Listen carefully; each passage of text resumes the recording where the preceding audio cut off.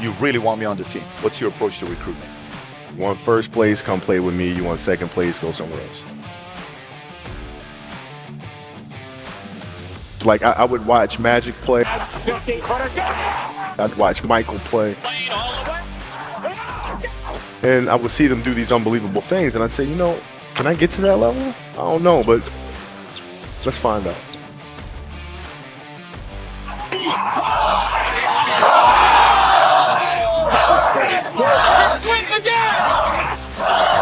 That's why he's the best player in the game.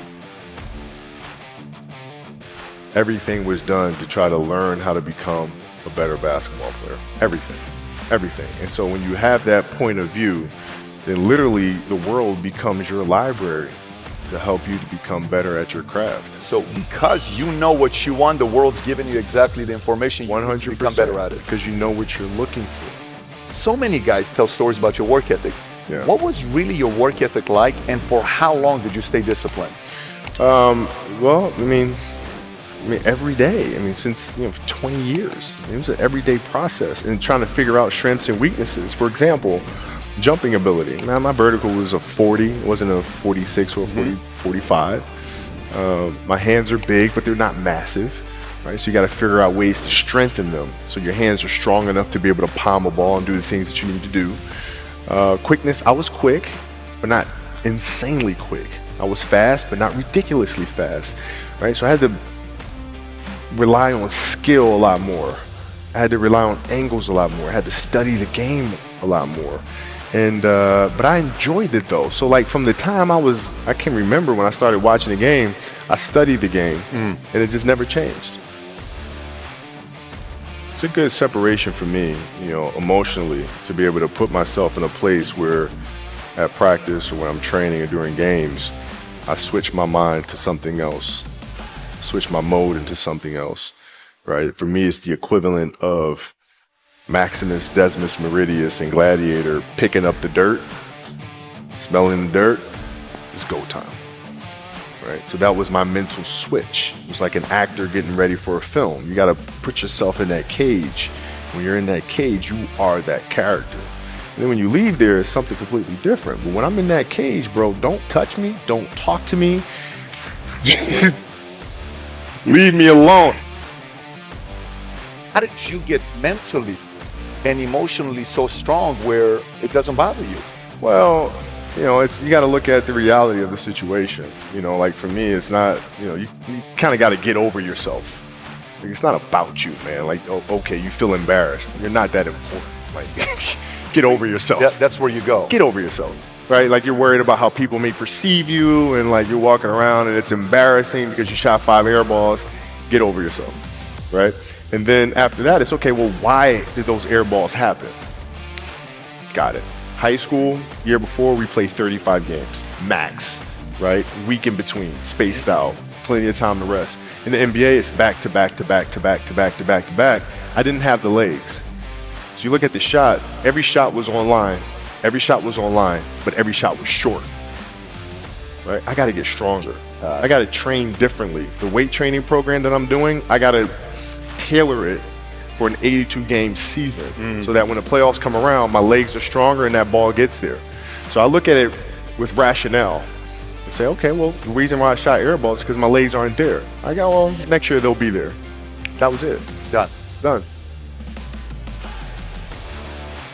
Were there some names that you looked at and says, these 3 guys are as crazy as I am? At the time, I deal with what I've referred to as Goat Mountain. I went to Goat Mountain and I talked to Magic, Michael, Bird, Hakeem Olajuwon, Jerry West, Oscar Robinson, Bill Russell. So I would talk to them. What did you do? What were your experiences? Michael in particular, he's become my big brother. He's been my big brother since I first came in the league. And what was that process like?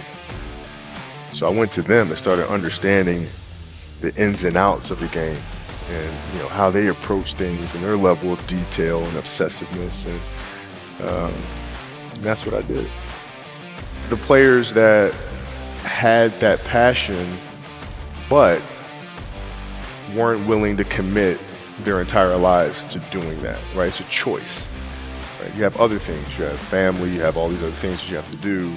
The game can't really be your number one priority. And so I was just looking at that like, man, this is going to be fun. If I'm buddies with you from high school, if I'm a cousin of yours, what happened to our relationship? How did that gravitate when you went into the league and you're determined to become the greatest, or you're determined to become one of the greatest? What happens to our relationship? Oh, it suffers. It does suffer. Oh, yeah. Okay. Yeah. And you understood that. You were okay with that. Well, yeah. And the people that love you, like friends and family, like they know that about you. Got it. So they let you be you. And when you reconvene, you pick back up where you left off. Mm-hmm. But make no mistake about it, everything in between is lost, right? So those long-term relationships, the commitment of time of, taking vacation. Like I see a lot of players take vacations with other players that are close friends. Or just take vacations just to take vacations, or just hang out just to hang out. Like I never did that. Why not though? Why didn't you do that? Well, because when I retire, I didn't want to have to say, I wish I would have done more. I don't want that. I don't want that. You got a lot of people paying their hard-earned money to come watch you perform.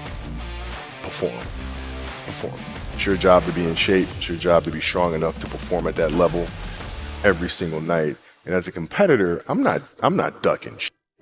Like it's not, oh my God, my back hurts, I'm sore. We got to play Vince Carter and Toronto Raptors tonight. We actually had this happen. We had a game against Toronto in 2000, and Vince was tearing the league up. My back was jacked. But like the perception of that, like what? Kobe's missing the game against Toronto and Vince Carter because my back was really spasming. But people will be like, what? Oh, he's ducking Vince. Excuse me? No, I don't think so. So I would be in the layup line like, okay, there's a lot of days where you can rest and recover. Today ain't one of them. Your back can bother you any other day. That shit ain't bothering me today. Wow. He gonna have to see me today. Yeah. Oh man. Yeah.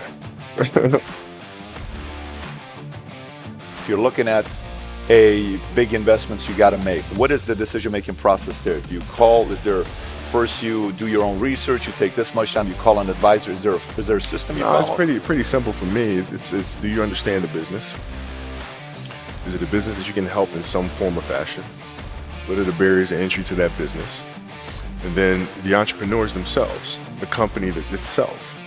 Right? Do they have a culture that you believe is sustainable? Are these leaders people that you believe in? Are they people that are obsessives?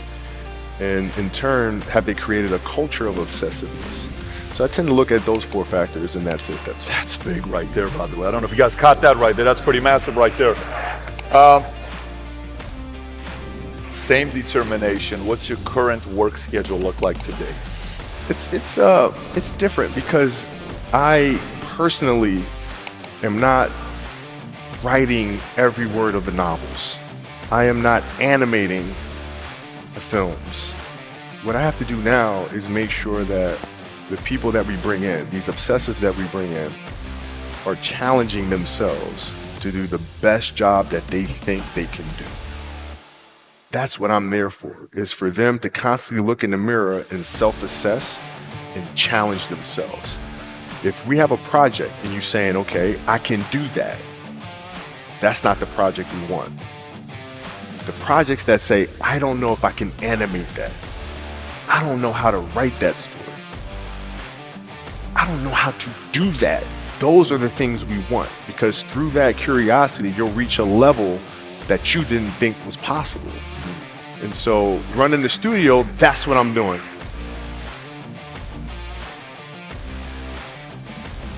You're playing against the Golden State Warriors. Score is 107-109. You guys are close to getting into the playoffs.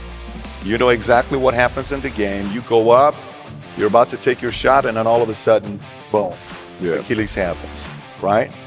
He went and hit the free throws, and then you walked off the stage. Yeah. You got the surgery guy.